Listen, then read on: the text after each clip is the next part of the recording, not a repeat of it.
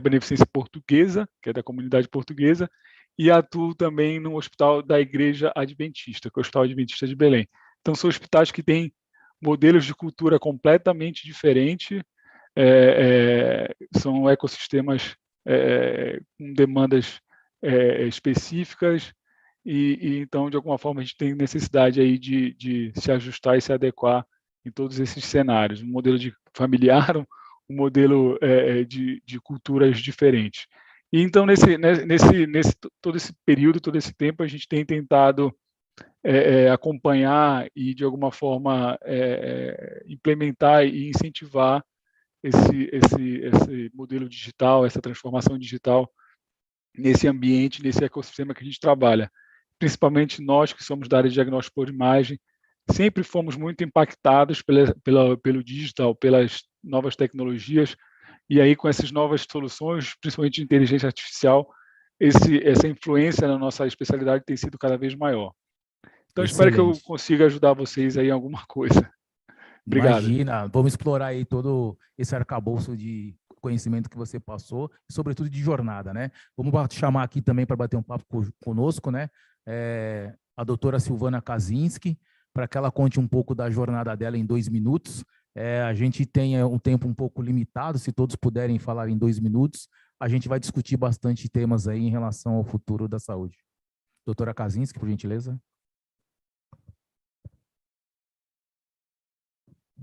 Obrigada, Fernando.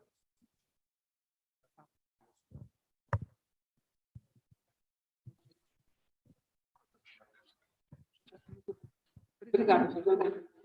Então, é o seguinte.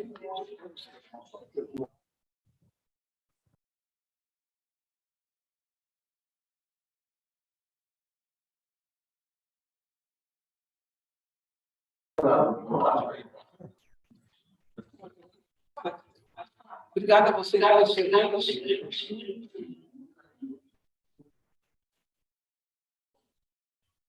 Então, vamos devagar.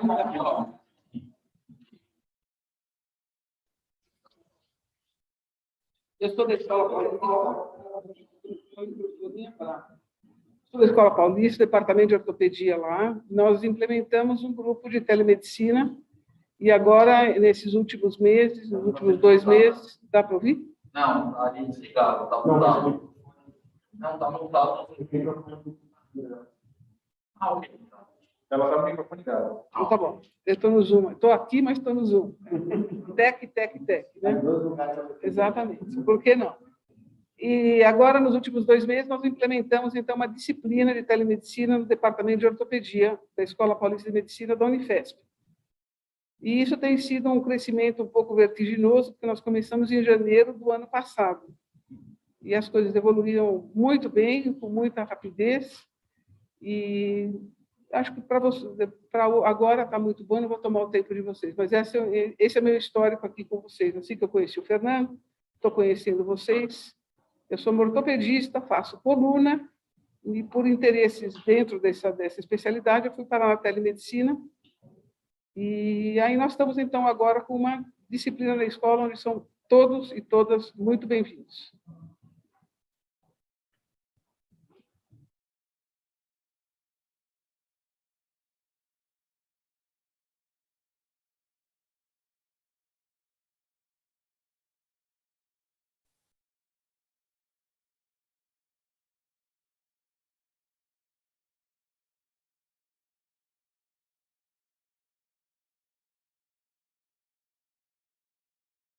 Pessoal, a gente não está ouvindo vocês aí, não.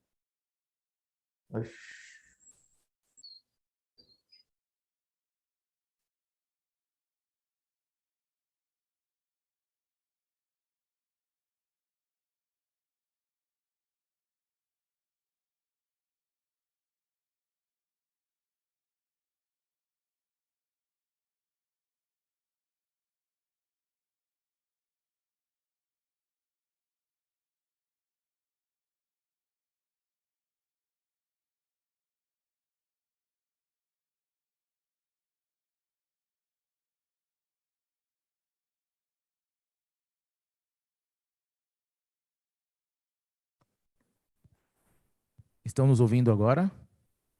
Felipe Neves. Ô, Felipe, tudo bem? Boa tarde. Gostaríamos de escutar um pouco aí como que você está atuando aí na Fix IT, né? Em 2 minutos, dá só um highlight do que a Fix ela faz, e aí depois a gente expande um pouquinho aqui no bate-papo.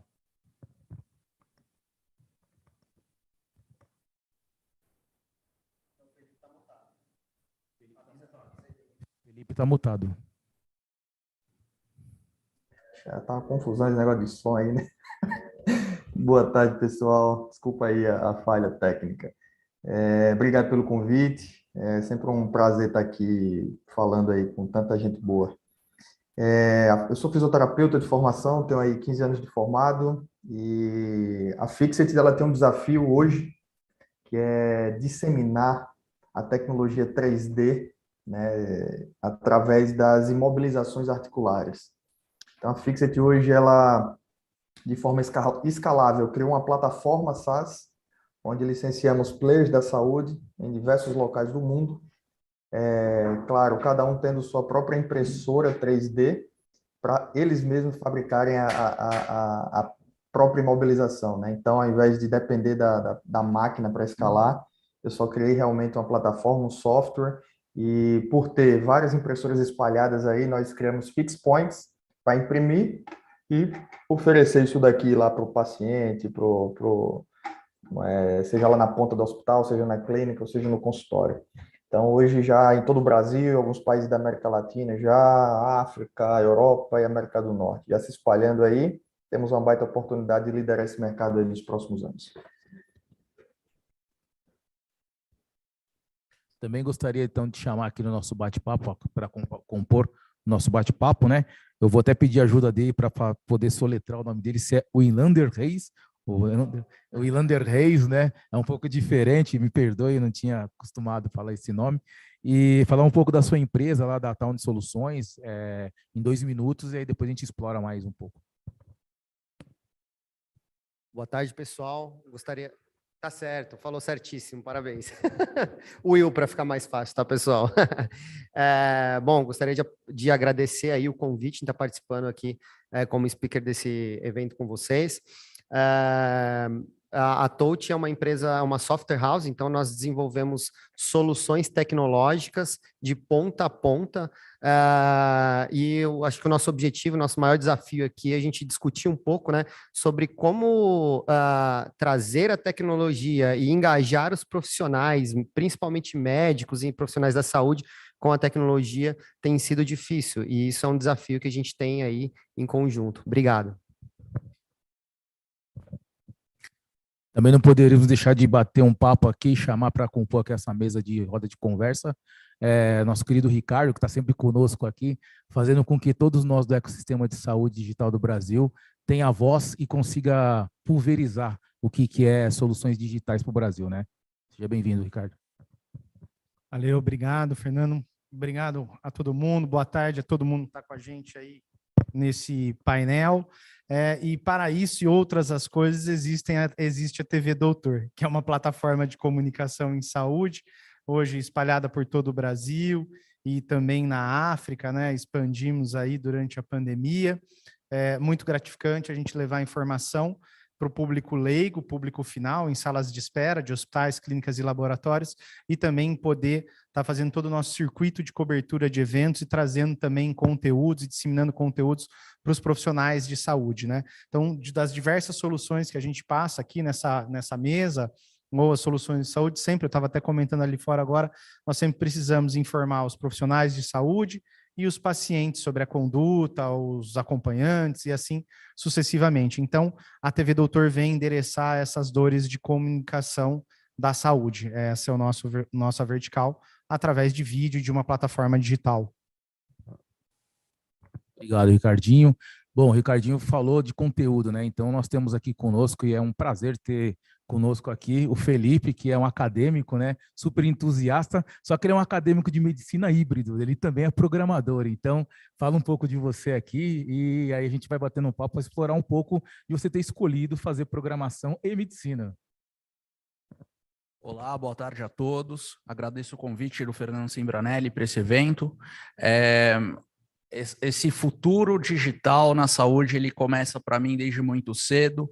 Trouxe ao longo da minha infância / adolescência um desejo em estudar temáticas que muitas vezes não seriam que muitas pessoas estariam procurando, temáticas envolvendo uma ciência mais aplicada em computadores e até mesmo o empreendedorismo aplicado durante essa fase. E isso, no momento que chega a grande decisão que irei fazer da minha vida, entro na medicina e trago esse background para a medicina e aloco essas soluções condensadas em programação. Atualmente temos soluções na linha de hologramas e demais soluções em cima de 3D. Tudo isso compondo o quê? A percepção da saúde em uma nova perspectiva, que é esse diferencial que eu gosto de trazer e fazer a outra ponta, que seja o paciente, ele realmente entender que o médico é uma expressão de carinho e amor que faça realmente, de fato, a melhora de um indivíduo que está em uma situação vulnerável.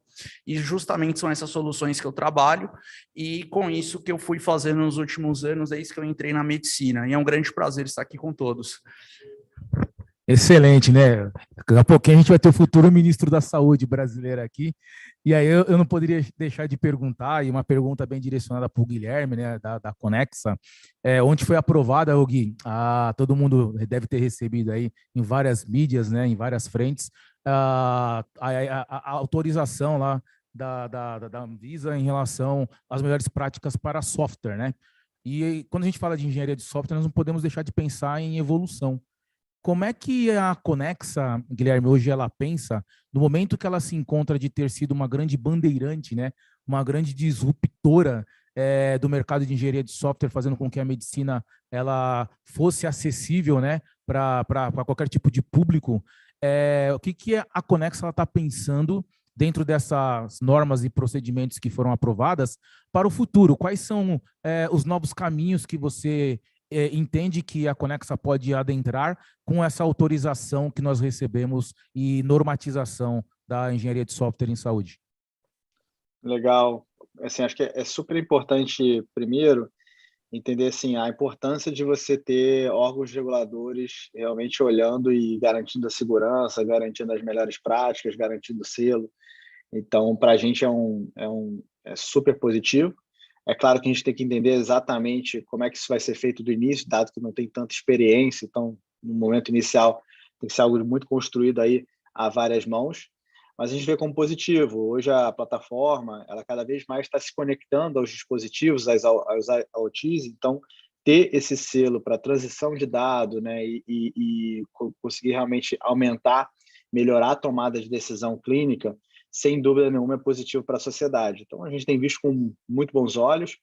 A gente ainda tem um pouco de dúvida de como isso vai ser feito, como isso vai ser fiscalizado no dia a dia, mas, sem dúvida nenhuma, acho que isso tem que ser ouvido, tem que ser escutado também as partes que estão disruptando aí a saúde, dado que a gente não pode interromper acesso, né? Então, acesso é super importante aqui e isso não pode ser uma burocracia, um empecilho, e, na verdade, precisa ser, sim, uma ferramenta de segurança, uma ferramenta normativa para que as plataformas, que os softwares consigam realmente melhorar a qualidade de assistência, a qualidade de serviço e dando mais acesso, sem dúvida nenhuma. Então, é algo que a gente vê com bons olhos, mas ainda tem bastante coisa para ser discutida.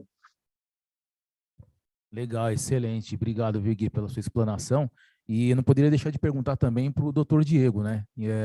Praticamente a sua opinião sobre a mesma temática, mas também a gente sabe que a área de imagem, né, de diagnóstico por imagem, ela está em franca expansão e transformação no que tange também a volume de dados e como que estão sendo utilizados esses dados, quais são as estratégias futuras de como que esses dados vão ser utilizados em benefício do paciente. Legal. Eu acho que tem uma frase que a gente sempre diz, que é de segurança e de qualidade. Nosso mercado, a área de saúde, ela é algo que não é negociável, né? Não abre mão, né? Então, a gente sabe que quem está no dia a dia e as normas de acreditação elas nos exigem bastante a ênfase nesses pontos de segurança e de qualidade para que a gente consiga gerar eu entregar um valor aí para o nosso cliente, né, o nosso paciente. Eu não gosto muito do termo cliente, mas o nosso paciente aí, que é o nosso objetivo final. E nós que somos da área de diagnóstico por imagem, sem dúvidas, já sofremos e estamos sofrendo o impacto dessas mudanças e dessas ferramentas de gestão ou de aumento de acesso a um dado com qualidade, a um dado que nos entregue uma informação que de alguma forma entregue um valor para o paciente e, claro, para o médico também. Então, eu acho que a gente tem evoluído bastante quanto a isso. Eu vejo a questão da interoperabilidade ainda uma dificuldade muito grande. Acho que já evoluímos bastante quanto a essa questão das APIs e das integrações entre os sistemas para que a gente possa compartilhar esses dados e esses dados sejam utilizados de maneira eficiente. Eu acho que essa semana teve um case, se eu não me engano, da BP de São Paulo com outro serviço que conseguiu, de alguma forma, verticalizar e integrar esses dados e aí gerar um valor. Eu acho que a gente está numa fase onde a gente está com uma quantidade de dados muito grande e aqueles conceitos de data lake, eu confesso que, de alguma forma, eu me preocupo um pouco com o que a gente vai fazer com essa quantidade de dados. É claro que as empresas grandes, os grupos consolidados, de alguma forma, estão fazendo tirando proveito e gerindo bem esses dados, mas eu ainda confesso que acho que a gente precisa mais de soluções práticas para a utilidade dessa quantidade de dados que realmente ela é realmente interminável, né? É infinita. Então, eu vejo que a gente ainda tem que evoluir bastante com essa questão do analytics, do pós-coleta desses dados, e eu pontuo também a questão da interoperabilidade e a mudança de mindset, tanto dos prestadores, das empresas, dos clientes, quanto principalmente das grandes empresas que, de alguma forma, estão na frente, estão na criação dessas soluções e no manejo desses dados. Excelente, doutor. Eu gostaria de estender também, quase que praticamente a mesma pergunta também, indo para o lado da academia para a doutora Silvana Kaczynski, porque é o celeiro de formação aí da juventude, como tem o Felipe aqui, médico ainda, mas está em formação, ainda não é médico, mas está em formação.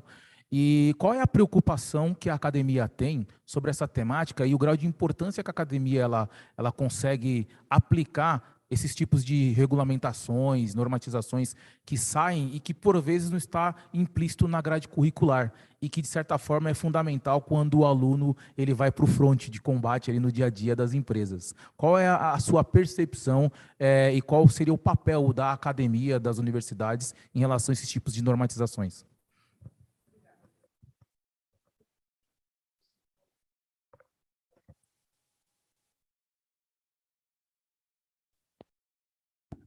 Está mudo.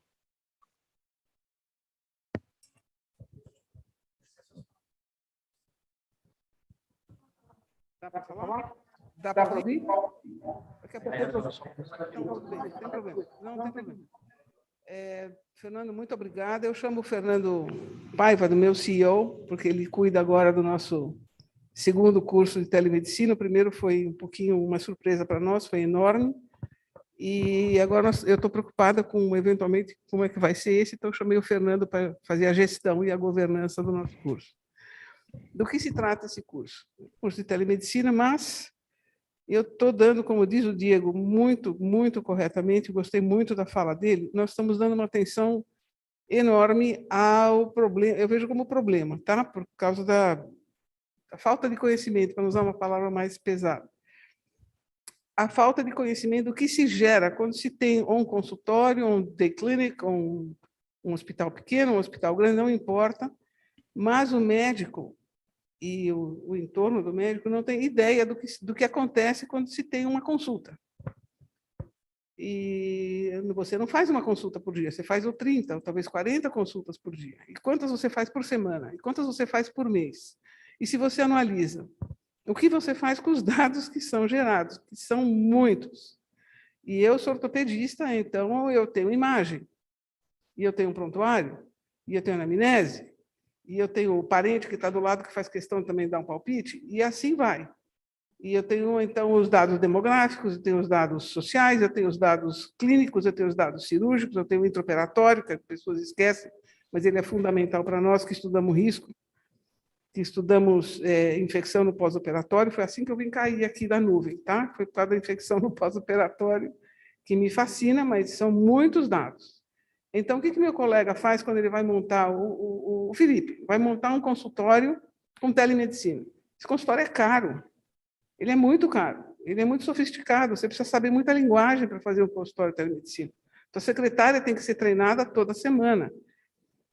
E por aí vai. Então, o que eu tenho abordado, tanto no primeiro, em junho do ano passado, como nós vamos abordar com mais ênfase agora, nesse aqui. Para quem esteve comigo, já participou, e eu espero agora convidar vocês que não estiveram, estão formalmente convidados para palestrar. O Guilherme, com essa plataforma espetacular que ele tem, e o Diego, especialmente porque eu agora estou trabalhando, eu gosto de agregar, então eu estou trabalhando agora com o pessoal do DDI, da escola, o pessoal do professor Itamar Abdala, o Felipe, um pessoal maravilhoso, e eu gosto de trazer esse tipo de conhecimento para perto de mim. E ele, bom, o pessoal médico e o pessoal não médico têm sido igualmente generosos com o seu tempo.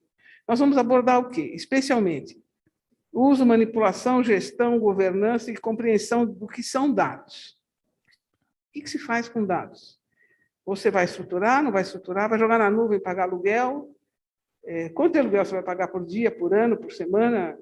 Ninguém tem a menor ideia. E eu gosto de abordar o que eu, na minha ignorância, o que eu acho que as pessoas não conhecem. As pessoas são meus colegas. Depois nós vamos abordar, de novo, já pela segunda vez, bastante sobre finanças. Então, o colega sai, vai montar seja o que for, sua clínica, seu hospital, não tem a menor ideia do que se trata, onde vai pegar dinheiro, não vai pegar dinheiro, vai usar da família, como é que vai fazer o dinheiro durar por um ano, depois vai começar a ganhar dinheiro, depois para não perder, como é que faz?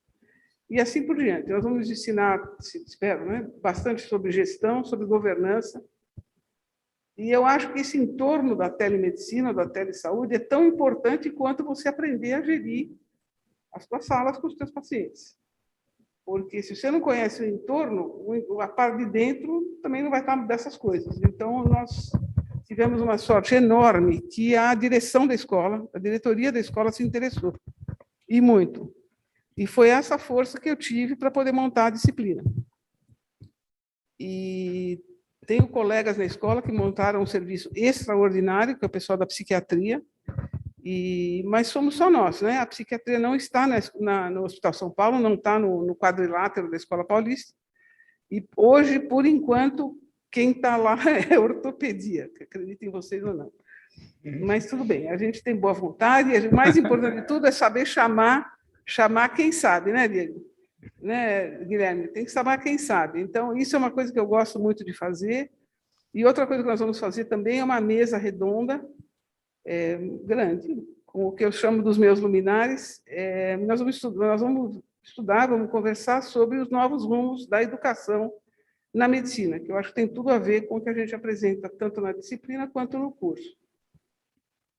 Quem foi um grande apoiador, mas desde o primeiro, segundo, foi o Marco Bego, do HC, do Inova HC, e, através dele, o professor Thierry, que já estava falando sobre isso com o Marco, e foi muito gentil e disse, não, vamos lá, vamos participar com você, não me conhece, de uma gentileza extraordinária vindo de quem vem, e com isso tem o apoio de gente que eu conheço há muito, não vou dizer há quantas décadas, tá? Porque não fica bem para mim, mas há muito tempo.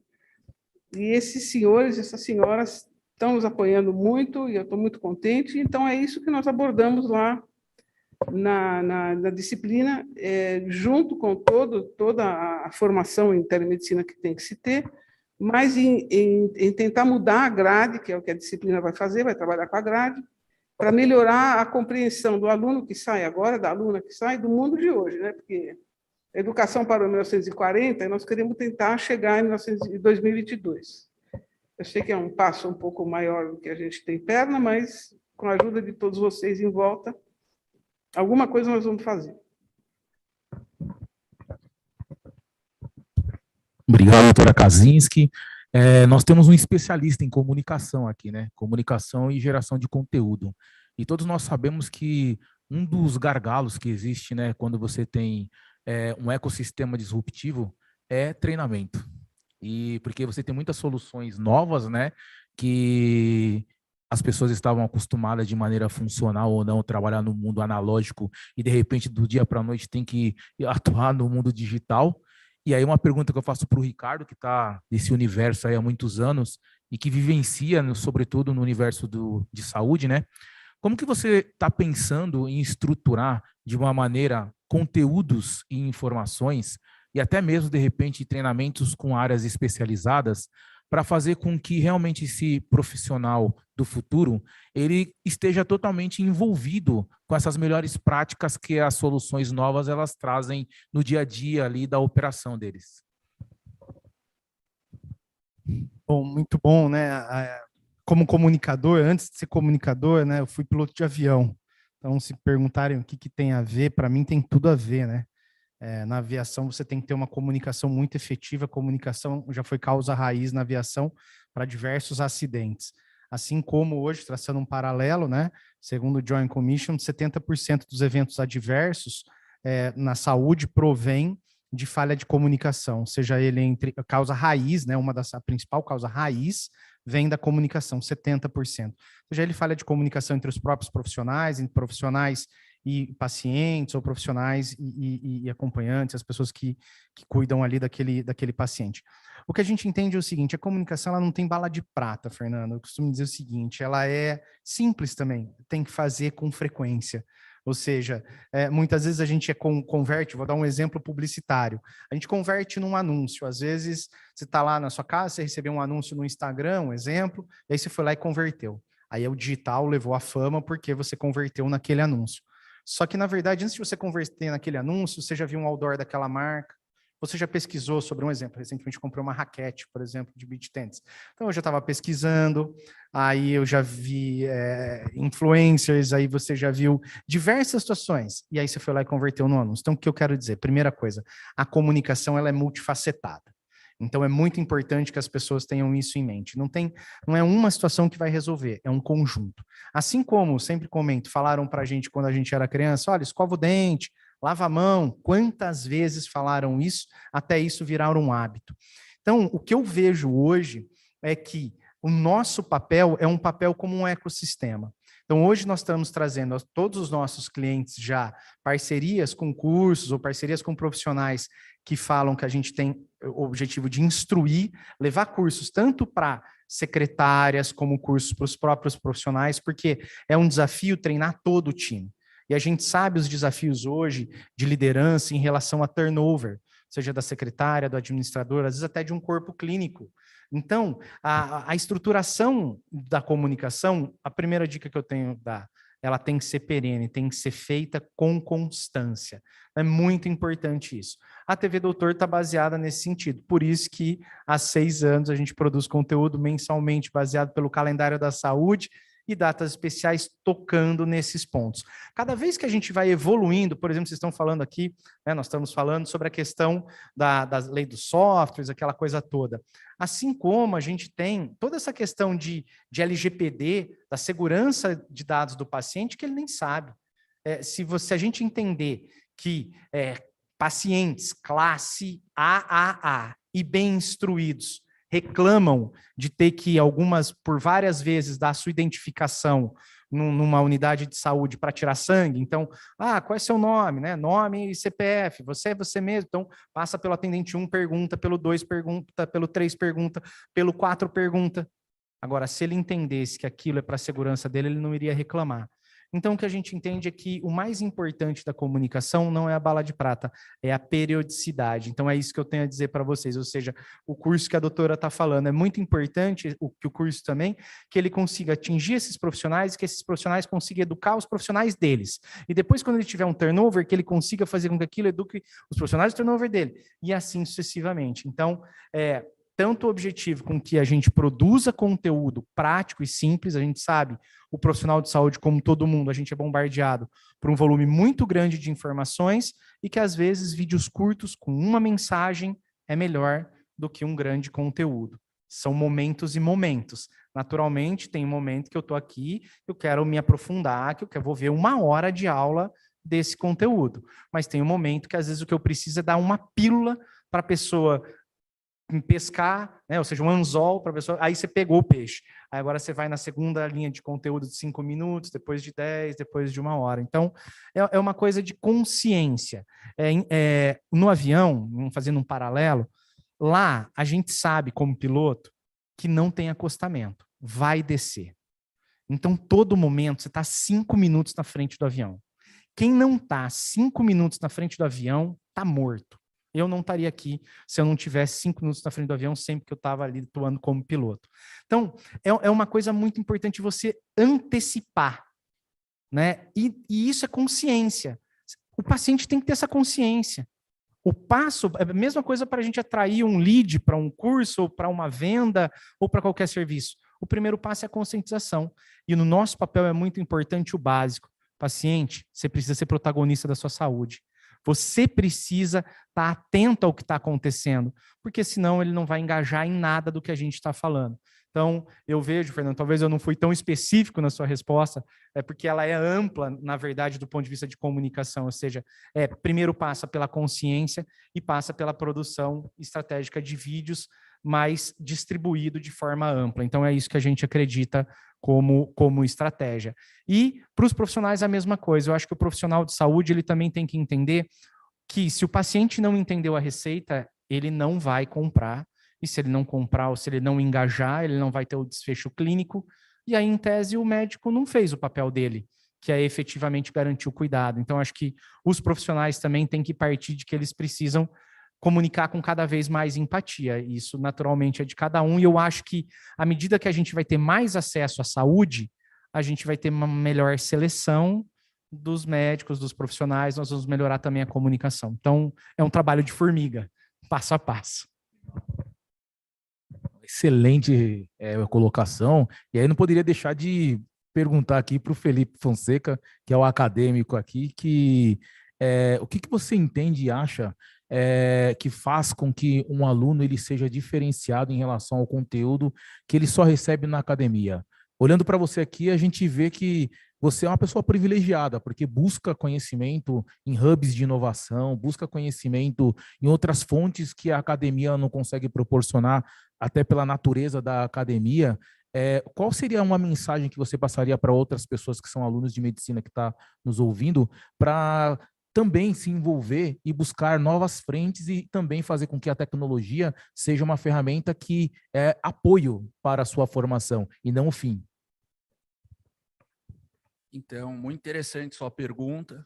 É algo assim que realmente me cativa, é algo que inclusive me emociona estar num ambiente como de empreendedorismo. E muitas vezes eu percebo assim na academia indivíduos de muitas faculdades diferentes que têm esse desejo. No entanto, apresentam um certo medo, acham que talvez não sejam bons o suficientes, mas essa questão de se expor. Muitas vezes a estrutura não vai estar de mãos beijadas, mas conseguir aproveitar diante de uma curiosidade, de um desconforto, uma oportunidade, é algo que tem que ser desenvolvido, aproveitando a própria estrutura que está sendo colocada como um ponto sólido e, a partir disso, gerando uma alavancagem com base nos interesses pessoais, nos interesses coletivos, e com isso gerindo a questão do networking, do tempo pessoal para justamente conseguir lidar com muitos estímulos ao mesmo tempo e aproveitando a estrutura que se coloca como extensão, pesquisa e ensino. Aproveitar isso como um impulsionamento e não como restrição. Porque a gente sabe, o que não é proibido é permitido. E ninguém está proibindo de vir empreender, não tem nenhuma proibição disso. Podem ter os mais diversas controvérsias, mas se, por exemplo, teremos uma postura a nível ético com o mercado, hoje eu atuo com o mercado, empreendo, tem vários players do mercado que se relacionam comigo no nível profissional. Se eu tenho ética, por que não eu não vou poder interagir, até mesmo negociar, empreender e gerar resultado? Lógico que eu posso, na medida da ética. E dessa forma, os indivíduos não olhando apenas para cifrões, dinheiro, e sim pensando qual é a transformação que eu estou trazendo. qual a mudança de cenário que eu gerei na vida de uma outra pessoa ali na outra ponta. E com isso, dentro da saúde, eu pensei, existem vários problemas que a gente enfrenta, que são a partir de dissonâncias cognitivas, ou seja, a gente trabalha em cima de problemas óbvios. Um deles foi o analfabetismo funcional. A gente acha que dá para ler com a mesma técnica que a gente aprendeu com 5 anos de idade, com 20, 30, não dá. Com isso eu fiz tecnologia da leitura. E assim como outros livros meus, eu publiquei mais de 20 livros meus, que tem o objetivo justamente fazer essa transição, Fernando, de conseguir pegar o que hoje aparece como disrupção e pensar que existe também o tradicional. E livro é algo tradicional. A gente vai olhar para um vídeo, vamos olhar para um vídeo, mas não podemos esquecer de um livro. Ali aquele papel vai fazer a gente viajar no tempo e no espaço, trazer novas percepções e trabalhar em cima desses problemas dentro de um momento solitário, muitas vezes, mas que a gente vai conseguir agregar com o grupo, agregar com o coletivo e gerar valor. Excelente explanação. Eu digo que esse menino ainda vai ser ministro da Saúde. Eu gosto de trazer coisas novas e disruptivas, e não podemos deixar de falar do Felipe Neves, né? Que essa solução que você desenvolveu, incrível. Eu gostaria de saber de você, Felipe, como é que foi essa experiência de você ver uma solução que foi desenvolvida por brasileiros? Porque se fosse há uns 15 anos atrás, falar que um brasileiro conseguiu, num ecossistema bem tradicional de ortopedia, criar uma solução como você criou, como é que você conseguiu internacionalizar, mas, sobretudo, garantir o engajamento e a aceitabilidade, né, dos nossos pacientes aí com a sua tecnologia? Pô, bacana, Fernandão. Como você já mencionou aí, é um baita desafio empreender no Brasil, mas não adianta ficar chorando leite derramado aqui, porque somos vitoriosos só de ter a coragem de meter as caras aí. Cara, sua resposta vai trafegar por várias temáticas que foram faladas aqui pelos meus colegas aqui que estão dividindo a mesa comigo. Pautamos várias diretrizes para poder criar essa tecnologia, sabe, Fernando? Principalmente num princípio que todos aqui passaram por essa parte educacional aí, um princípio que é até mesmo do SUS, que é a equidade. Então, nossa criação tecnológica, ela não adiantava nada ser criada se fosse a mesma coisa do que está sendo criado lá fora, uma tecnologia para poucos, uma tecnologia que custa, enfim, só a classe A teria acesso. Então, com simplicidade, enxugar processo, foi a melhor forma de democratizar toda essa solução e ela se espalhar de forma digital, como você falou aí, em alguns outros, até mesmo continentes. Então, hoje, poxa, nossas soluções, não é o valor que elas, se eu fosse quantificar por valor o que ela agrega a um paciente ou até mesmo um profissional, eu estaria precificando como os meus colegas lá dos Estados Unidos, da Europa, que realmente acabam enfeitando demais o processo e acaba cobrando ali 400 euros por uma simples mobilização de punho. O quanto a gente aqui cobra R$300, R$350 na imobilização. E até mesmo em termos de custo é mais barato que gesso. Então, essa jornada digital, ela só foi possível, esse crescimento só foi possível realmente porque conseguimos enxugar toda essa máquina, toda essa operação e todos esses processos. Os pacientes adoram nossas soluções, gostam muito, foram os primeiros, na verdade, a adotar as soluções. Eu, como profissional, tinha meus pacientes, então os meus pacientes foram os early adopters da solução. Claro, necessitou nossa ida a São Paulo, né? Pelo meu sotaque dá para perceber que sou nordestino, sou pernambucano, radicado em Natal, e fomos a São Paulo. Enfim, a validação se deu na própria Escola Paulista de Medicina, veio o Albert Einstein, veio algumas Unimedes em termos de validação, e hoje já temos mais de 10 mil pacientes com as soluções da Fixit, e temos aí mais de 110 impressoras espalhadas. Isso aí estão lideradas, esses pontos de impressão, por médicos, fisioterapeutas e terapeutas ocupacionais. Já conseguimos sair em algumas matérias bem técnicas, científicas, dissertações, teses, e isso chancela para o profissional, né? quando você tem estudos científicos organizados metodologicamente. Saímos em revistas de ortopedia, em livros de ortopedia, como possibilidade terapêutica, né, de mobilização, tanto para fratura quanto para tendinopatias. Então, a jornada é muito linda de se ver, o propósito que foi criado é o que alimenta o dia a dia da gente. E era bacana ter um paciente para passar um relato deles aqui, porque às vezes nós alcançamos algo que nem imaginávamos, assim, foi minha melhor noite de sono, eu consegui dar banho na minha filha, algo que a gente não vai na validação ali prever isso daí. Então, a parte qualitativa e as emoções que nós causamos com a solução que foi criada ali foi bacana. Então, assim, ratifico muito tudo o meu xará falou aí, bem legal, e tudo que foi construído foi com base realmente na equidade. Por isso que ela conseguiu se espalhar.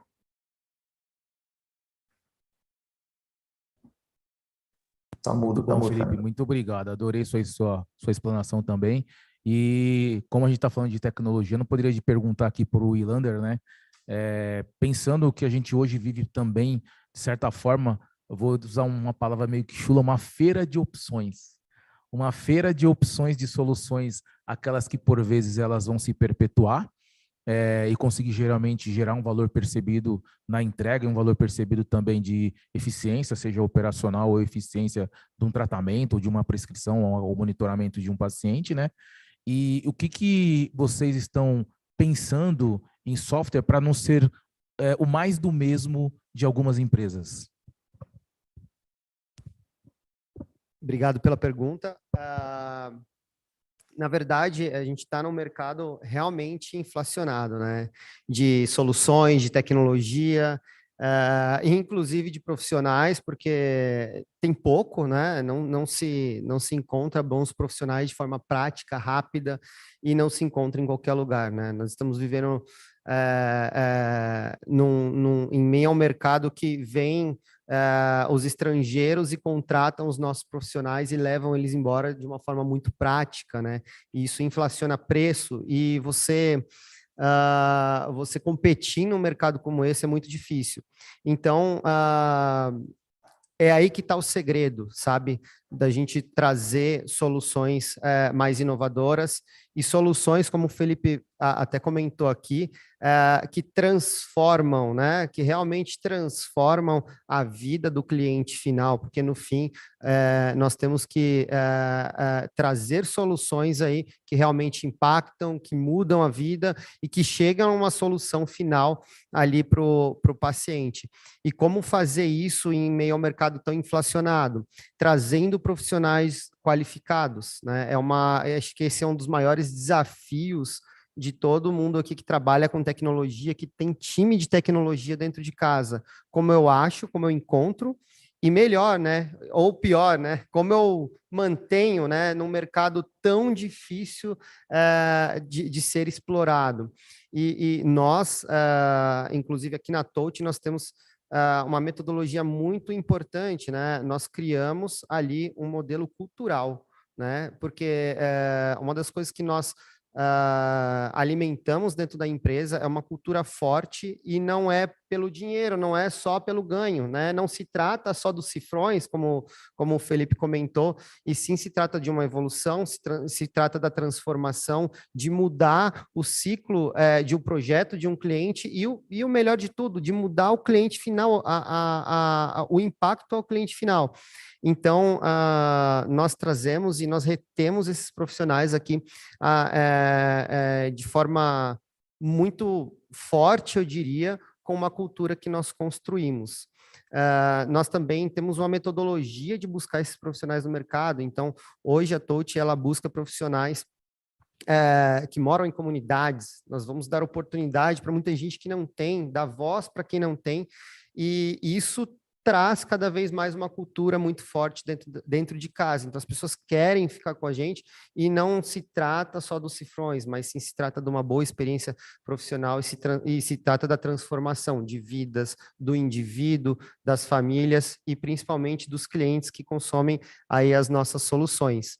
Então, não sei se eu fui bem objetivo na pergunta, mas no mercado de tantas soluções, onde a gente aonde que a gente se encontra aqui, né? É tão difícil de trazer essas soluções, mas eu acho que trazer profissionais muito bem qualificados, trazer referências de produtos do mercado, não só brasileiro, como de fora, que já está avançado, né? Nós estamos aqui numa jornada de trazer uma inovação para o Brasil, estamos bem adiantados, mas a gente tem que aprender muito ainda com os Estados Unidos e Europa, principalmente Estados Unidos, e trazer essas referências para dentro de casa, para que a gente comece a disseminar isso aqui, a digerir isso tudo, e o brasileiro também é muito criativo, né? Então, também colocar o nosso toque aqui de inovação, o nosso toque de modificação de tecnologias e de exploração, como o nosso amigo aí da mobilização, do produto da mobilização do braço trouxe, que é super bacana. Isso é a mistura de uma referência possivelmente de fora, mas com uma super estratégia brasileira, com uma super inovação dentro de casa, uma criatividade.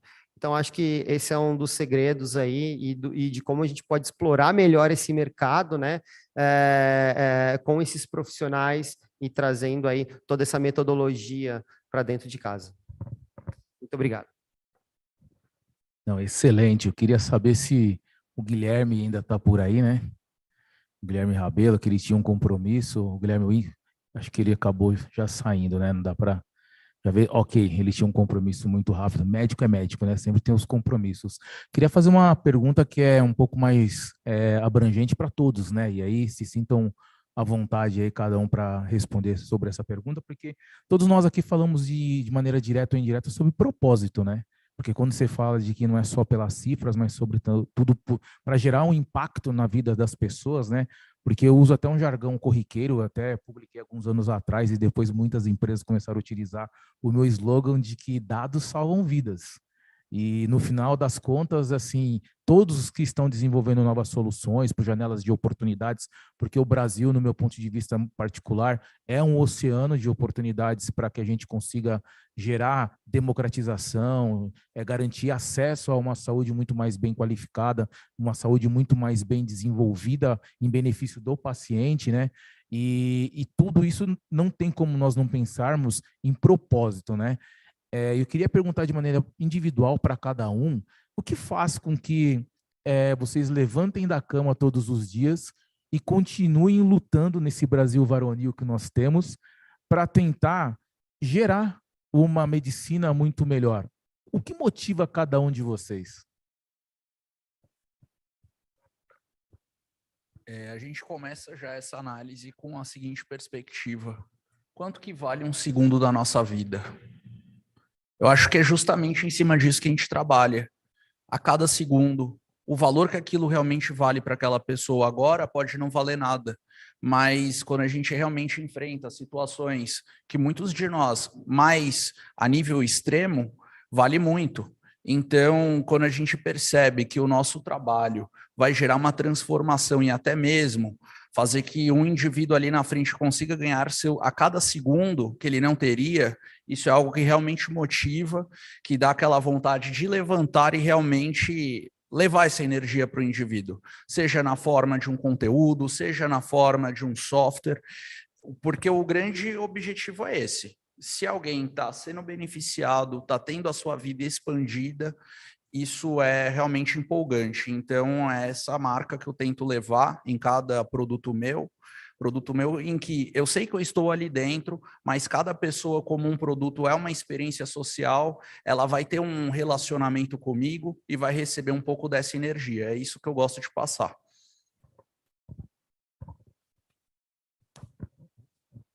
Bom, o que nos motiva todo dia a levantar da cama e continuar nessa batalha aqui nesse nosso país que é cheio de oportunidade, é um oceano azul para nadar de braçada, mas que ao mesmo tempo tem dificuldades extremas também, principalmente para o empreendedor, é realmente essa transformação. Nascemos para ter relações interpessoais com as pessoas e essas relações elas podem se dar pessoalmente ou através da tecnologia. E essas relações é que acontecem e que trazem a transformação, é que trazem a evolução humana, é que trazem a evolução do indivíduo. Então, saber que a gente tem a oportunidade, né, de trazer o nosso conhecimento tecnológico, de trazer a nossa expertise para transformar ideias em cases reais, para transformar cases que já existem em cases melhores, é o que nos motiva aí todos os dias a levantar, enfrentar o gigante aí para continuar exercendo aí os nossos desafios. Legal, uma pergunta que, de forma muito simples, o que me motiva é empoderar pessoas para uma melhor qualidade de vida. Acho que quando eu me deparei com o problema da comunicação em saúde, eu sempre olhei da seguinte forma, a minha perspectiva. É tão básico, mas a galera não tá nem aí para isso, de certa forma. Ah, mas porque a gente ainda não tem infraestrutura, porque a gente tem outras coisas a melhorar? Pode ser, mas para mim, se 70% das causas raízes dos eventos adversos vêm da comunicação, por que isso não foi atacado tão simples? Porque é um fator social. Isso é sobre sociedade, isso é sobre a relação, né? Às vezes é sobre um médico ter que falar para outro, como um piloto falaria, olha, não vamos decolar, que senão vai dar problema. É que lá os dois vão morrer. No médico, em tese, os dois médicos não vão morrer, quem vai morrer é um terceiro. É um pouco diferente, então tem uma questão social. Então, o que me incentiva é mostrar o quanto é simples, através da comunicação, a gente melhorar a vida das pessoas. Com um simples aviso de, tipo, um bom para quê, uma informação, uma pessoa vai lá, faz um teste, observa que tem uma patologia, se cuida mais, ganhou, como o nosso amigo ali disse, vários minutos de vida. Eu costumo passar e só fazendo uma conexão com o que o Felipe Neves falou e com o que o cara que corta o cabelo que eu tenho há 20 anos, né, me disse.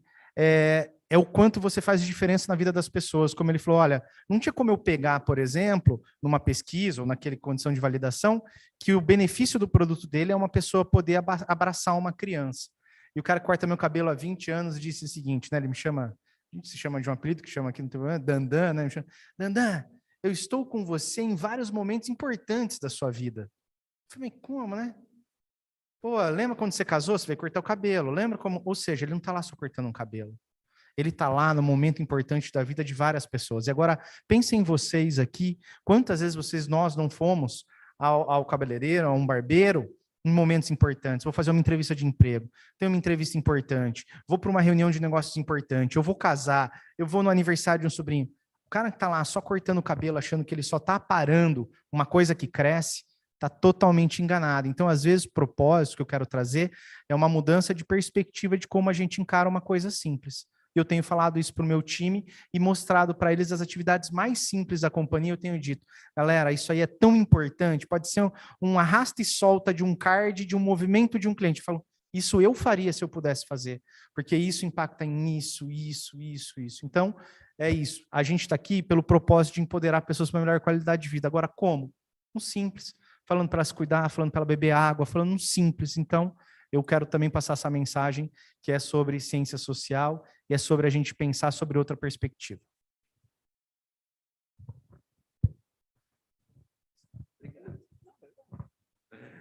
É o seguinte, o que te faz levantar de manhã às 5 horas, todo dia, sábado, domingo, feriado? É o seguinte, eu trabalho no mesmo lugar, eu sou uma R35, como dizem meus colegas de residência. Nós estamos todos juntos até hoje, que é uma felicidade, se bem que infelizmente, o Hilário veio a falecer, era piloto. Hilário Boato era piloto, um cara formidável. Mas nós que estamos lá na escola, os residentes lá no top, nós os R35, que nós estamos muito bem, nós estamos há um belo número de anos no mesmo lugar, nós gostamos muito dele, e nós queremos justamente isso, que é melhorar a qualidade de atendimento, de vida, de resultado para o paciente, mas, para mim, é muito importante fazer o mesmo pelos meus colegas, pessoal da enfermagem. E sempre tem uma novidade, né, Diego? Sempre tem uma novidade. E quando, por desses acasos ou casos da vida, você cai numa situação extremamente privilegiada como a minha, Eu já vejo não só como eu gosto, me divirto, realmente é uma coisa que me dá prazer, mas eu acho já é uma, já não, há muito tempo, é uma obrigação. Se nós temos condições de impactar, nós temos uma obrigação de impactar, porque nós estamos numa situação cultural e econômica privilegiada, nós temos que devolver. Aqui eu vejo, então, essa minha entrada em poder manipular um pouco a grade do aluno, eu vejo isso como de grande impacto, não para mim só, não só para o aluno, mas porque o aluno vai vir a poder fazer se a grade dele for impactada. Isso não existia na escola, era uma impossibilidade, mas a pandemia fez os horrores que fez e umas 2 ou 3 coisas muito boas ela fez. Ela mexeu com a sociedade, com as pessoas, com a economia, com o preço do açúcar, com o que vocês quiserem. E isso ocorreu por causa da pandemia. Quer dizer, essa mudança de mentalidade cultural na Escola de Medicina ocorreu por causa da pandemia. Então, é isso que me faz acordar 5 horas bem, né? Vou lá para a Vila Mariana, para a Vila Clementina, trabalhar com o pessoal do DDI, que é o Departamento de Diagnóstico por Imagem, pessoal do Oswaldo Cruz da Inovação, pessoal do HC do InovaHC, pessoal de Israel, de uma universidade fenomenal de exatas, e assim vai. Quer dizer, você tenta agregar e trazer para você que te falta, porque você não tem. E as pessoas têm sido muito, muito, muito generosas com o seu tempo, com o seu conhecimento. Então é isso aí. Doutor Diego, obrigado a todos que estão aqui no presencial, né? Que agora vivemos hibridamente. Fernando, sua pergunta é excelente. E eu acho que assim, todos nós temos praticamente um propósito em comum. Eu acho que a entrega de uma qualidade de vida para uma boa experiência ou qualidade de vida para os nossos pacientes, sem dúvida, acho que é um propósito em comum que nós compartilhamos. E assim, é um privilégio poder ouvir a experiência e a vivência aí de todos. Eu também confesso que me considero, assim como a doutora Silvana, um privilegiado, porque o meu propósito, ele caminha muito com o propósito da clínica, que é da minha família, do nosso laboratório de diagnóstico por imagem, que, da feita como ela foi, o mesmo propósito que ela foi fundada, criada, e até os dias atuais, 39 anos de atuação, a nossa missão sempre foi entregar uma medicina de diagnóstico por imagem por excelência. Nunca foi tentar fazer isso em grande escala, apesar de, hoje em dia, isso ser meio que uma necessidade, o mercado exigindo um pouco que a gente tente entregar isso, a escala, a escalabilidade como quase como se fosse um critério obrigatório para uma sustentabilidade. Mas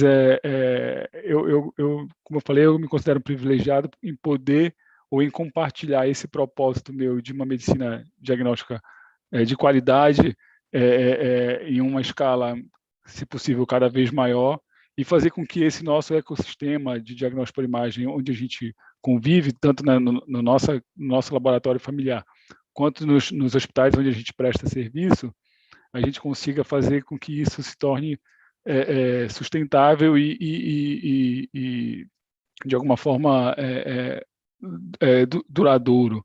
E, ao mesmo tempo, também conciliando com as necessidades e as exigências que o mundo corporativo e que as demandas de gestão nos oferece, que realmente são muito desafiadoras.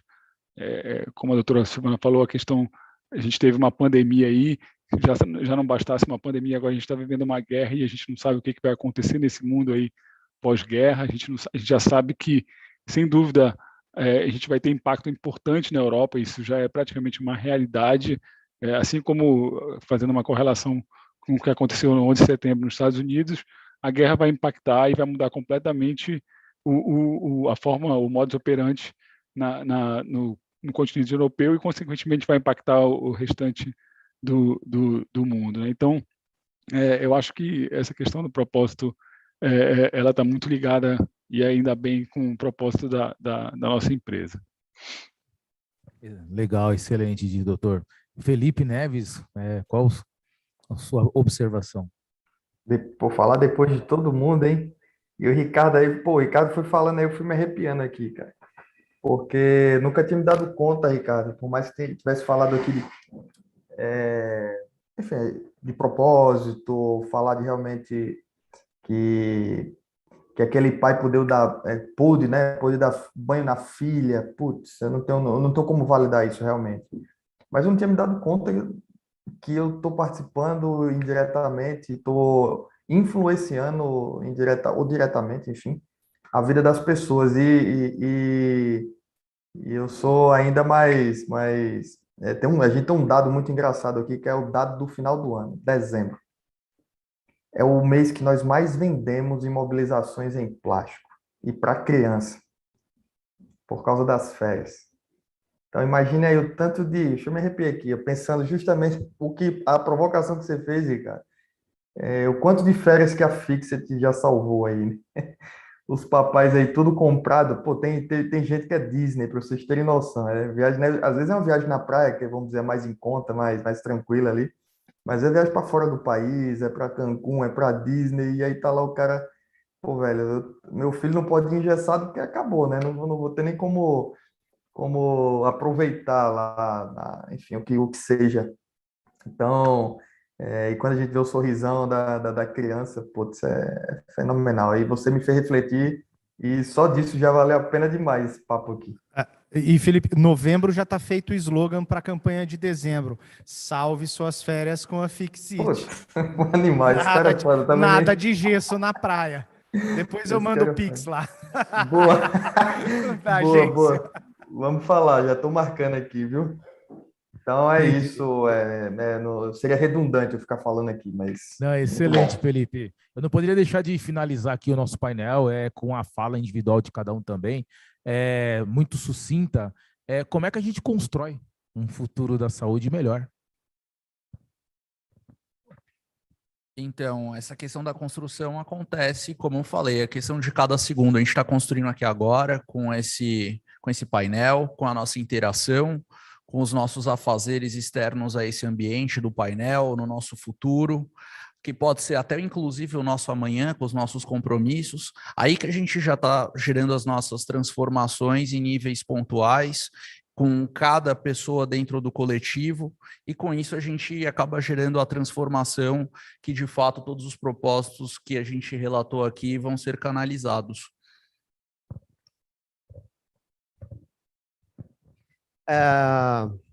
Acho que até complementar a isso, falamos de dados aqui, né? E acho que a gente tem que sempre olhar para o passado para entender o presente e prever o futuro. Então, o que nos ajuda sempre é olhar para esses dados. Mas quais dados, né? Porque a gente também vive num oceano de dados aí para todo canto, tanto dados.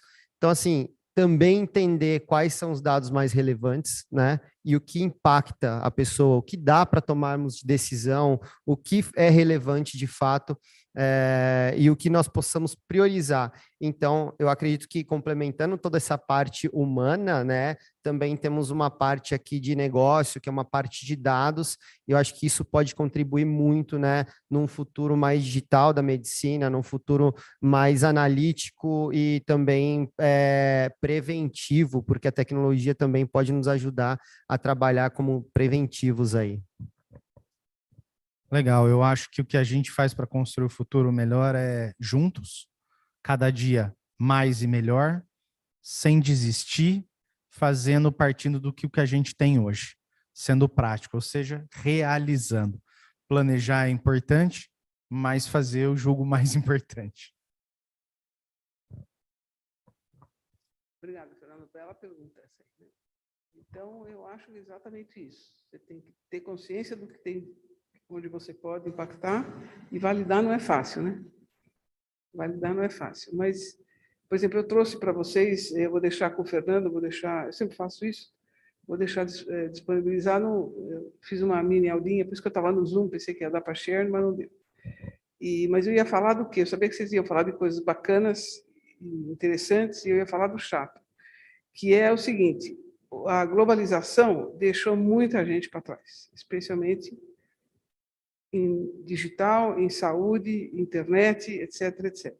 Então, eu ia trazer para vocês, vou deixar com o Fernando, que é o programa da RU para a globalização do digital para o mundo e da medicina digital acompanhando o digital. É chato para chuchu, então fica disponibilizado, ninguém precisa ver durante aqui a nossa conversa. Porque eu vejo uma coisa muito complicada, muito triste, que é essa estratificação social, econômica e digital, então ela é aberrante, que ocorre hoje abertamente no mundo inteiro. Eu primeiro me dei por conta por causa, o Diego faz parte disso, quer dizer, e o Felipe também. Os exames que nós poderíamos estar usando em ortopedia hoje, por exemplo, não vem mais para cá, é muito caro. Então, nós já estamos num patamar mais baixo, acabou. Isso não vai vir mais para cá. Então, em termos de diagnóstico, em termos de pesquisa, em termos do que vocês quiserem, nós já estamos estratificados. Tem inúmeras tecnologias hoje em ressonância, em CT, desculpa, TC, eu sou velho, então eu falo CT, não, é TC, que não vai vir mais para cá. Então, sabe, já cortaram a gente pelo tornozelo, não tem jeito, porque é um investimento que você precisaria para trazer esse maquinário todo, para que ele impactasse o Brasil, não dá mais. Então, acho que se a gente puder lutar pelo digital e não deixar que o país vá ladeira abaixo, mantendo o pessoal todo incluso na tecnologia digital, já é uma grande coisa. Então, acho que essa é uma obrigação nossa e isso é bacana. Doutor Diego? Muito bom, Fernando. Eu acho assim, o percurso da transformação digital, independente do setor, e o nosso da saúde principalmente, ele não tem uma linha de chegada, né? Isso eu acho que é uma das poucas convicções que a gente tem. Assim, a mudança e o digital, ele tem sido tão rápida e tão... as novas ideias, elas aparentemente elas têm um período curto de duração até o lançamento de uma outra ideia ou até uma nova tecnologia. Então, não tem uma linha de chegada para essa transformação digital, e o acompanhamento dessas novas tecnologias é fundamental. Essa mudança ou essa... Eu não digo... como eu sou geograficamente... eu estou geograficamente longe de vocês, eu ia falar que eu estou desfavorecido, mas vai soar como um certo preconceito com meus amigos locais aqui. Mas eu confesso que aqui para a gente, ainda regionalmente, a gente não está nem numa mudança de mindset, mas assim, é quase como se fosse uma criação de um mindset novo, assim, digital, porque a gente ainda tem muita dificuldade. Então, eu acho que a educação também é um pilar importante, e eu acho que não tem outro caminho. Você vê o Felipe como um grande exemplo aí de um acadêmico que a gente poderia seguir. Eu fiquei até com medo da gente ter que virar programador agora, depois, doutora Silvana, imagina a gente ter que fazer formação de programador agora, quem sabe, né? Então, eu acho que a educação, esses movimentos, como o movimento que o Fernando faz, da criação dessa hub, o Health Nova, que eu confesso que eu sou um usuário e um fã aí já de longa data, eu acho que são dessas formas que a gente consegue, de alguma forma, fazer com que a gente consiga essa mudança aí construa essa mudança e implemente essa mudança aí do mindset digital aí na saúde. Excelente, excelente. Felipe? Boa. Então, para também não ser repetitivo, pensando em saúde digital, pensando em disseminar isso daí, fica um recado para quem está ouvindo, fica uma parte em caráter de corroboração aqui, que se crie tecnologias integrativas, né, tecnologias que partam do princípio da equidade, principalmente. Não adianta implantar uma tecnologia que não seja utilizável, como a gente tem uma unidade lá na Tanzânia, ou lá em Moçambique, como nós temos. Então, e também que seja tenha o mesmo valor em Friburgo, na Suíça, que é onde a Fixit está também. Então, pensem muito nisso daí, na democracia da tecnologia, não criar tecnologias para poucos, né? E o mais importante, acredito eu, que esses momentos aqui que o Health Nova Hub cria, é o momento da integração dessas tecnologias. Então, elas têm que dialogar, elas têm que conversar. É isso que faz realmente a tecnologia prosperar, chegar onde você sozinho não alcançaria, e em grupo alcançar até Marte, aí, que por enquanto é a nossa próxima habitação. Excelente. Eu sempre gosto de finalizar o bate-papo e às vezes sou até um pouco redundante com uma frase do grande escritor brasileiro, porque eu amo a literatura brasileira, muitos gostam da estrangeira, mas o Brasil também é muito rico. O Brasil é pujante em várias áreas de conhecimento humano. E eu gosto do Guimarães Rosa, que ele sempre fala que tudo muda numa base que não muda nunca, né? Ou seja, a gente vai ter que mudar constantemente, porque faz parte da natureza humana. Até o processo do nascimento do ser humano é um processo de mudança constante, né? Mas temos uma base. Então, que essa base ela possa ser sustentável, que essa base ela possa fazer com que a gente continue olhando para o futuro, desenvolvendo no presente aquilo que for melhor para os pacientes, para as pessoas, né? E tratar o ser humano como humano, né? Porque a gente vê um mundo tão complexo, então, com tanta pouca humanidade diante de guerras, de tantas atrocidades, né? Que a gente consiga ser profissionais, empresários, executivos, aonde possa verdadeiramente nesse propósito da vida humana tratar a vida humana como humanidade. Então, aqui eu agradeço a todos vocês pela participação, em nome do Inova Hub, do Fernando Sembranelli, estamos aí até o próximo evento. Fiquem com Deus e um grande abraço.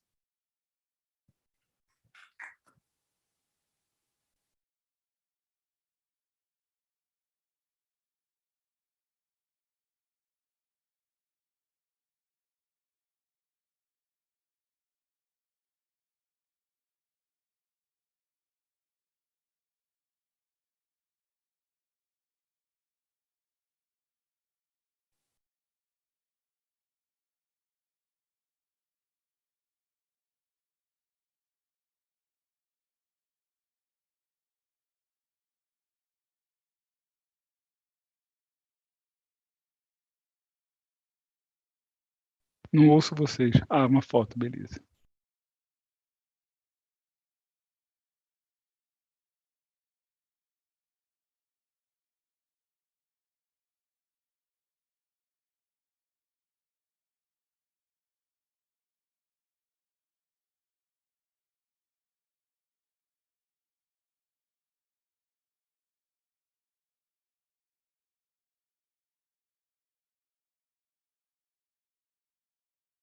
Obrigado, pessoal. Boa noite aí para todo mundo.